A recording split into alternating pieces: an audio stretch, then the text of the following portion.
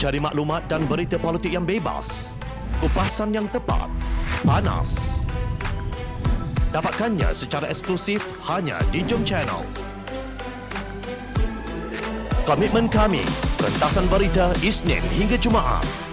Berbicara dan isu semasa, kami garapkan secara langsung. Panel-panel berkaliber dan profesional. Interaktif, pandangan anda kami raikan. Jangan lupa bersama kami di setiap hujung minggu dalam edisi khas mingguan. Jom Channel, moving forward, sharing a new experience.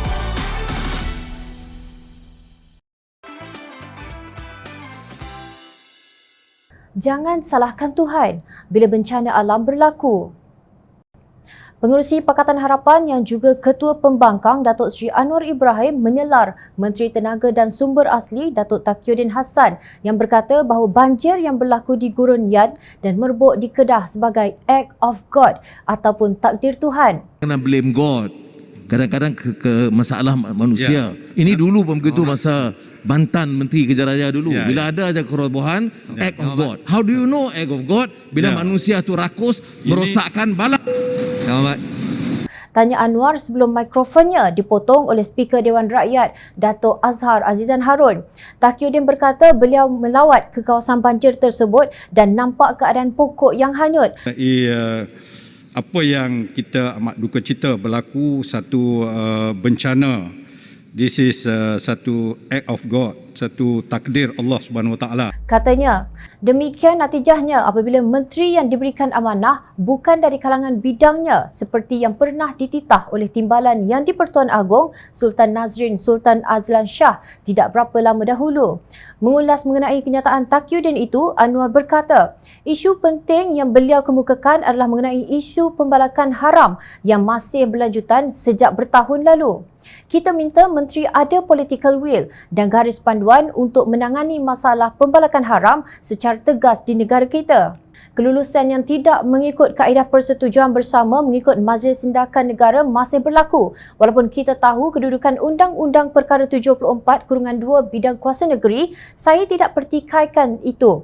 Soalan saya merujuk kepada pemantauan dan tindakan. Soalannya, mengapakah pembalakan haram yang memusnahkan persekitaran dan menyebabkan banjir berterusan walaupun dasar-dasar itu berjalan terus? Itu yang saya nak tegaskan. Tegas Anwar. Pada 19 Ogos lalu, Persatuan Pengguna Pulau Pinang CAP dan Sahabat Alam Malaysia SAM mengeluarkan kenyataan bersama bahawa tragedi banjir di sekitar Gunung Jerai di Yan, Kedah adalah kesan daripada aktiviti pembersihan hutan.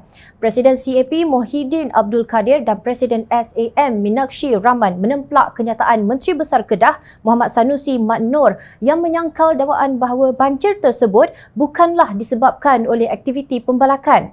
Ia mungkin bukan pembalakan tetapi tentunya pembersihan hutan dan penebangan pokok. Banjir air dengan lumpur yang dilihat dalam video kejadian menunjukkan dengan jelas aktiviti pembersihan hutan. Kata kenyataan itu, mereka juga menegaskan bahawa penduduk kampung di Bukit Singkir Yan telah membantah projek kuari di hutan simpan Gunung Jerai sejak lebih dari 15 tahun yang lalu. Kuari ini dibenarkan oleh kerajaan negeri ketika itu walaupun melanggar rancangan tempatan daerah Yan. Seharusnya tidak ada pembukaan hutan di sini tetapi gambar dari Google menunjukkan banyak pokok telah dibersihkan dan operasi pelombongan dilakukan di kawasan sensitif terhadap alam sekitar ini. Semua kegiatan yang merosakkan ekosistem yang rapuh ini harus dihentikan segera. Disiasat dan langkah-langkah pemulihan perlu diambil untuk mencegah tanda-tanda kemusnahan seperti aliran lumpur, tanah runtuh dan banjir besar. Ini adalah amaran besar dan Menteri Besar mesti bertindak dan tidak memandang ini sebagai takdir Tuhan kerana ini memang merupakan aktiviti yang dilakukan oleh syarikat yang telah dibenarkan oleh kerajaan negeri yang bertentangan dengan rancangan tempatan Yan. Bidas mereka, CAP dan SAM mengingatkan bahawa Kelodah akan dibawa turun dari lereng yang telah dilemahkan oleh penebangan hutan dan peningkatan aktiviti berkaitan akan merosakkan lagi kawasan Gunung Jerai. Kami meminta kerajaan negeri untuk mengadakan inkuari awam yang bebas mengenai tragedi ini agar dapat memahami penyebab sebenarnya dan juga di mana kelemahannya dan apa langkah pencegahan dan pemulihan yang harus dilakukan, tegas pemimpin NGO berkenaan. Taburan hujan lebat luar biasa dengan keamatan yang tinggi dilaporkan telah berlaku di sekitar Gunung Jerai. Kawasan tadahan air yang dikatakan menjadi tepu tidak dapat lagi menyerap dan menampung air hujan yang banyak. Justru fenomena kepala air yang terbentuk merupakan gejala yang berpunca dari kegiatan penggondolan hutan sama ada untuk pembalakan atau tujuan pertanian dan juga kerja pelombongan dan kuari. Mengapa susah sangat untuk mengadakan inkuari awam yang bebas sehingga menyalahkan Tuhan? Sedangkan Allah Subhanahu Wa Taala mencipta alam semesta ini dengan sempurna, tidak lebih dan tidak kurang, biota dan abiota, fauna dan flora demi nikmat semua makhluknya. Dalam surah Ar-Rahman terdapat ayat yang diulang-ulang sebanyak 31 kali daripada 78 ayat kesemuanya.